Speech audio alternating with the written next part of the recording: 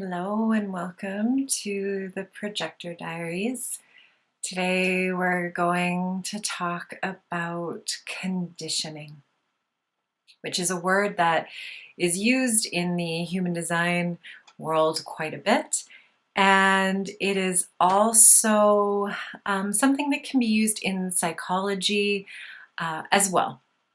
So let's start with who you are at your core and who you're actually designed to be. So your true self is designed to live in your physical current body, to be in your heart, to live from your heart center, to love yourself and understand yourself. You're also designed to be the creator of our life, of your life, meaning that you know how to work with your heart, your mind, and the energies of the world to create what you desire. You are also designed to live out what your soul came to experience in this lifetime. So your soul, in my belief, and in the human design chart, came here to experience something specific in this lifetime. And that means you're going to have challenges around that lesson. And those challenges are going to lead you and bring you to the full expression of what your soul came here to experience on the other side of those challenges. You're also designed to live abundantly and in an abundant world. And what that means is that all your needs are taken care of. If you look out into nature, it's abundant out there. We as human beings are also designed to live that way. You're designed to trust yourself. You are the true authority to your existence, no one else.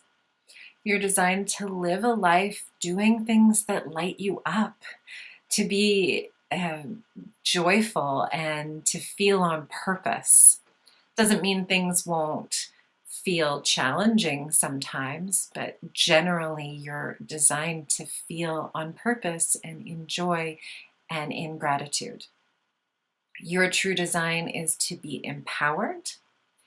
And your true design is to be here to help create a free and abundant world, which is what most of us are here to do right now on a soul perspective. We are all, if you're watching this video, your soul came here to help the collective evolution to return to an abundant state. You're also designed to make decisions from your own intuition and your own physical body. And you're here to be wise at your heart and share that wisdom with your right people in your right time from your personal experiences. So let's look at conditioning on both a psychological and a human design perspective. So as a therapeutic counselor, I use the term conditioning a lot in regards to your beliefs, your responses on a physiological level, an emotional level, and an energetic and mental level. So conditioning is the manner in which we present ourselves to the world, how you act, how you speak and respond, and the beliefs that you hold. You condition yourself in a lot of different ways, right? A child conditions themselves to learn to pull themselves up to standing and learn to walk. You condition yourself when you learn something new, like a new sport or a language, or you go on a new hike. When you do this, you condition your mental, emotional, physical, and energetic bodies to become used to that activity. So all of the neural peptides and all of the other different things are firing at an optimum level, so that you don't need to be as consciously aware of what you're doing once you learn that new experience. You're also conditioned from a young age.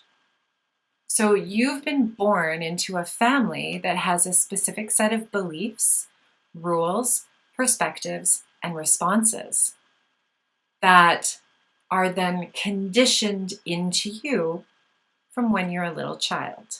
So, and they are the expectations and experiences of another, and both one other or your family lineage that are then placed upon you.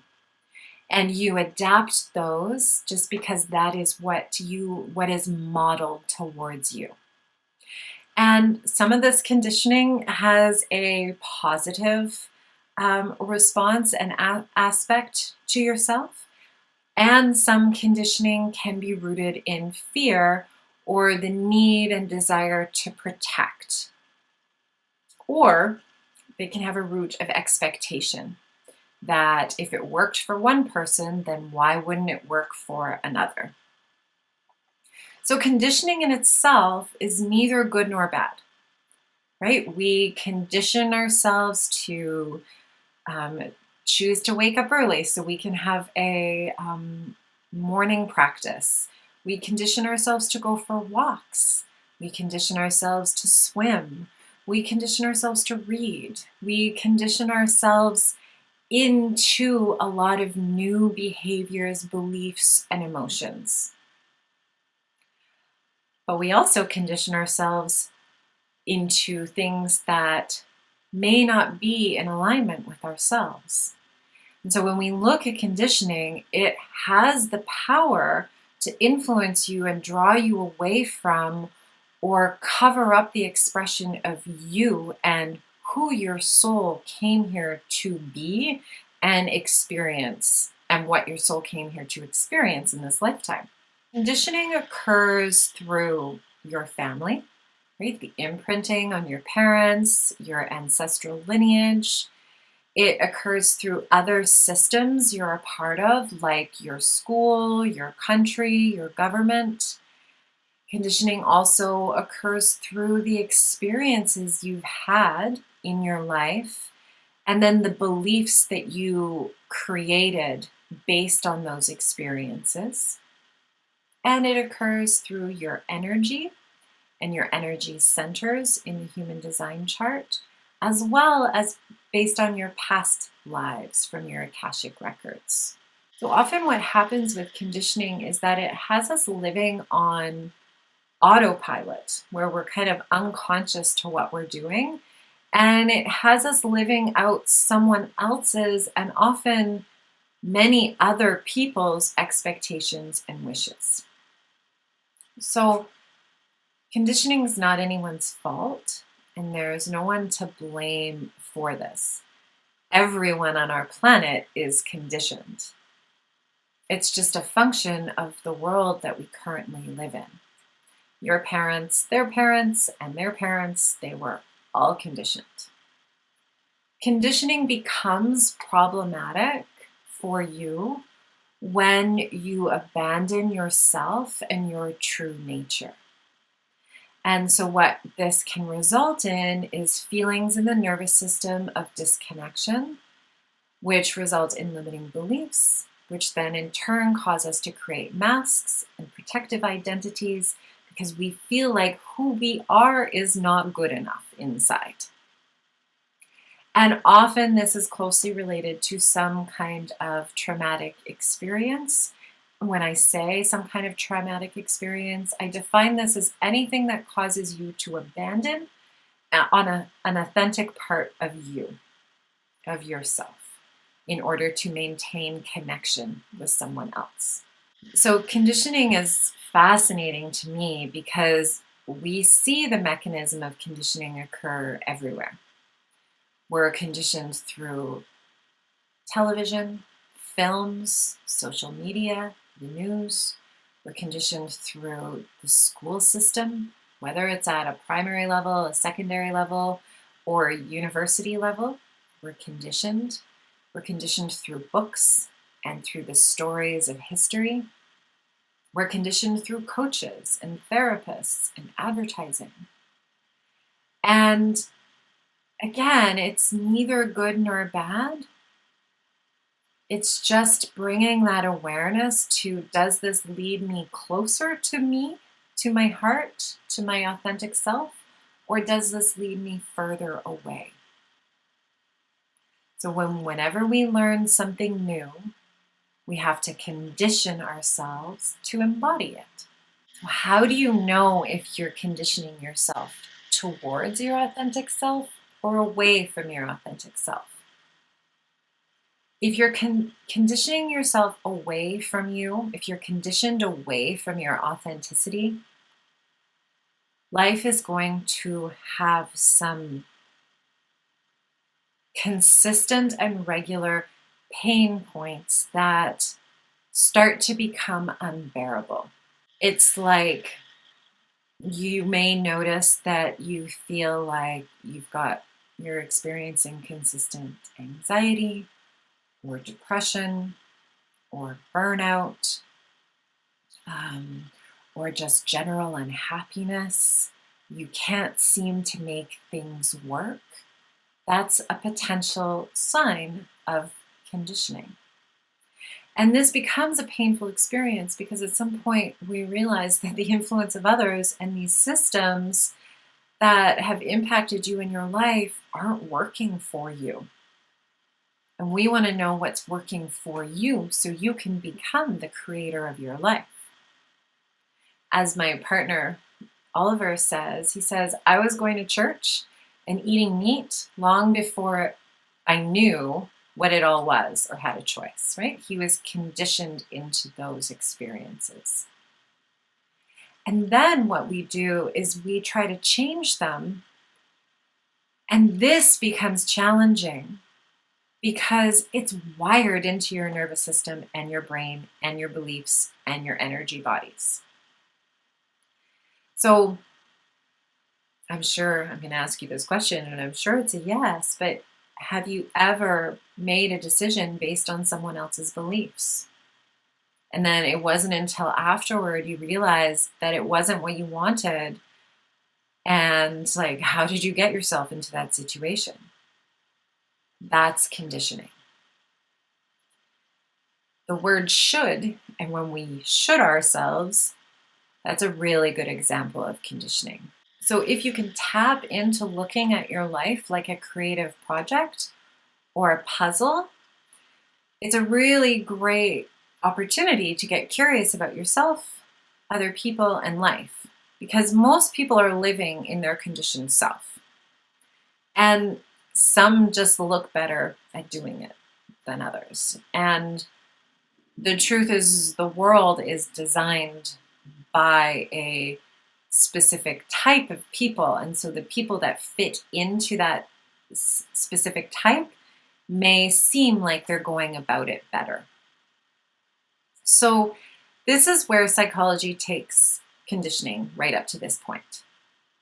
And this is amazing because this is where people find their way through self-reflection, breath work, journaling, therapy, coaching, and into places where they can safely feel into who they are at a soul level. And this works brilliantly for some people. This is where I use human design and the gene keys and the Akashic records to take it a step further. And you can watch my intro to human design or my initiation into human design, where I talk about how discovering that I was a projector changed everything for me. It made everything make sense. Because human design, the gene keys, and the Akashic records use your unique energy patterns to give you a roadmap to how you are designed to express yourself, learn, create, and communicate. They give you direction on your relationship style, your soul's purpose, and what it came to here to express in this lifetime. So human design looks at conditioning in a similar way to what I've already described, except it adds two things. We are conditioned specifically through our unique energy centers and channels, and by the neutrino stream, which are subatomic particles that are the most prevalent in all of the universe. And we have many, many, many neutrinos running through us all the time. And these neutrinos come from the sun, planets, stars, and they move through the earth and our bodies every day. And this is what we This is what is related to the cosmic transits and the planetary movements. And these neutrinos contain particles of information that condition us and lend us different experiences. So when we awaken to this information, this is where you get to become empowered to create more change in your own life. So deconditioning, what is it? How do we do it? I think deconditioning in itself is a funny way to describe it, because we're deconditioning from our, what human design calls, our not self. And then we're reconditioning ourselves to trust our intuition, our body's beliefs, and that we can be safe in doing that. So deconditioning is the conscious process and physical embodied act of freeing ourselves from the expectations, beliefs, rules, emotions, past life choices of others and ourselves, and coming into alignment with our own values, beliefs, and behaviors, and taking active steps in our physical world to do that. So it can look like rewiring your brain, hypnosis, therapy, embodiment practice, habit changes. And it's a lifelong journey. It's a practice because we are being conditioned all the time by the people around us and the planetary transits. You have all of the answers inside you. You've just been trained to believe that you don't, and that others know better than you, and that it's too scary or it's not certain enough, that if you follow your own heart or strategy, that you'll be safe. So there's a few different things that are needed on your deconditioning journey. First off, your mind. You need to understand your mind. You need to understand that your mind is not here to make decisions. Your mind is here to make meaning of your life and to track patterns and habits.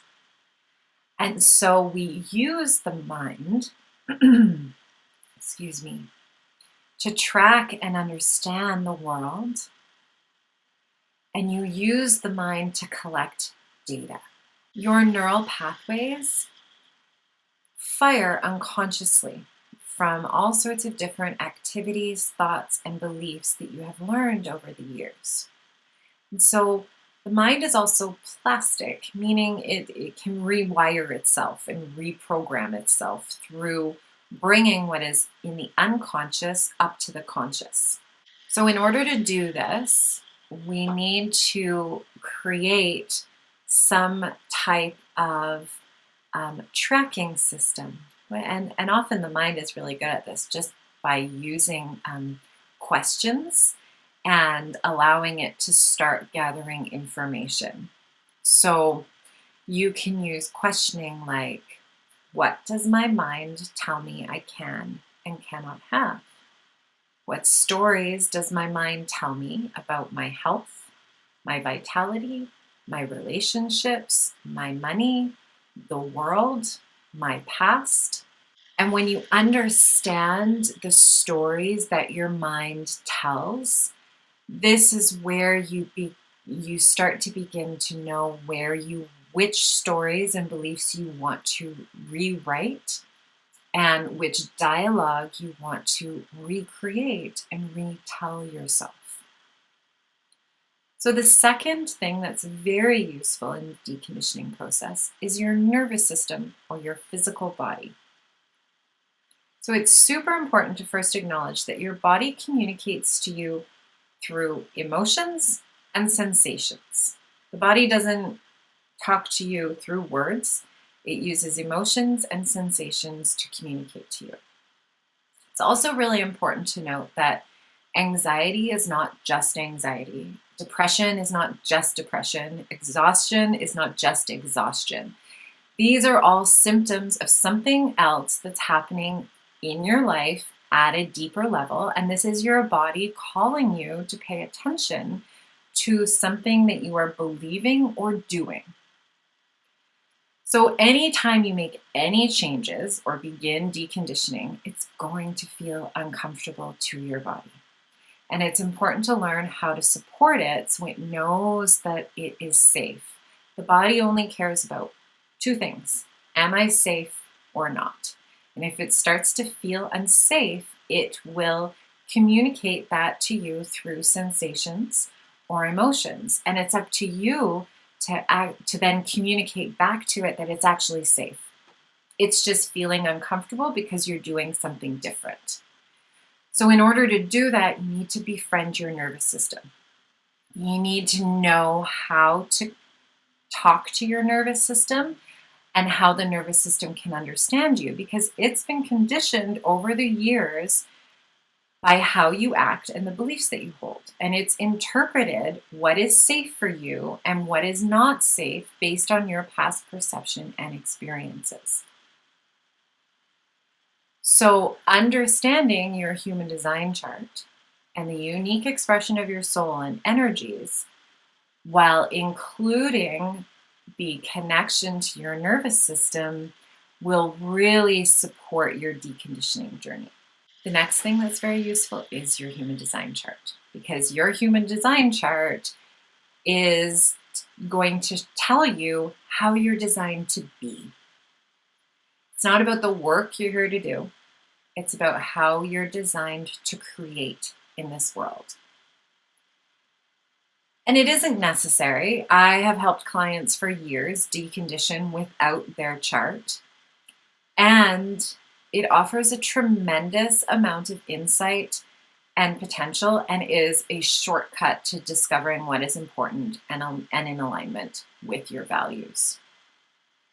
And then the last that I use is your Akashic Records. So through your Akashic Records, we can access your divine soul blueprint and learn how to take action based on how your soul is designed to express itself in this physical world to heal both past lives and how you want to create in alignment with your soul. So how do we decondition? First, you want to set an intention. You want to set the intention with your mind, and you need to know what you want to experience and understand what it might feel in your body. So if your intention is to feel calm, you want to explore all the ways that will help you feel calm and at peace in your life. You want to know that. That's your goal. That's your intention. And then you want to connect to your body, tap into your emotions and the sensations there. You can do this through many different things, through movement, through yoga, through meditation, through breath work. I particularly like intuitive movement. I do a practice called nonlinear movement. And this really helps you get in touch with everything that's going on in your body. And then you want to track and observe the sensations and emotions, because these are giving you signs about what you might need. So if I'm feeling tight in my stomach because I got a lot of stuff to do and my intention is to feel calm, perhaps I need to ask for help. Perhaps I need to rest. It's telling you something. And then you need to know how to calm your body, your nervous system, when you start doing things differently. So if my intention is to feel calm, and then I've got a tightness in my stomach, and then I ask someone for what I need, ask for help, and that's not normal for me, I'm probably gonna get a pounding heart. I might start sweating a little bit. It might feel really uncomfortable in my body. And so a really simple tool to support your nervous system is to place one hand on your heart and one hand on your stomach. And this acts as as a direct connection to your nervous system. Your nervous system responds through the senses. So when you touch your body, you tell your body you're okay. The next step is you want to practice reflecting versus reacting. This is where the nervous system, calming of the nervous system comes in handy because we react when we are in the fight, flight, or freeze response. So in order to begin reflecting on what's going on, you need to calm your nervous system down to create space. You also want to look at your limiting beliefs, the parts of yourself that you deny. So this is sometimes called shadow work. What are you afraid of? What don't you want people to see about you? And then you want to celebrate your new successes. You want to anchor in those new experiences. So if you are someone who, if you're a projector and you typically go out and you initiate and you've chosen, you set the intention that I am going to feel recognized and wait for the invitation before anything happens, and that happens for you, a friend recognizes you and invites you somewhere, I want you to celebrate that so that you anchor it into the body so that you remember it. And understand that grace for yourself and compassion is incredibly important. You've been conditioned up to this point to be the way that you are. And that's not your fault. It's just a function of the world that we live in. And so your experiment is yours. And what works for one person may not work for another. I know a lot of projectors, and we all kind of do it slightly differently. And so it's up to you to figure out what that means for you, recognition and invitation. And then understand that deconditioning is ongoing. It's never going to be over. It's just a function of life on this planet right now. And when we bring it more into the conscious, when we start being aware of it, we can then choose and respond to what's happening as opposed to getting caught into the conditioning field. So if you have any questions, feel free to ask. There's also ways you can work with me on getting your quantum human design chart read or your Akashic records read so that you can really tap into what's going on for you in your unique energy expression and your soul's expression. Thank you so much for watching and listening.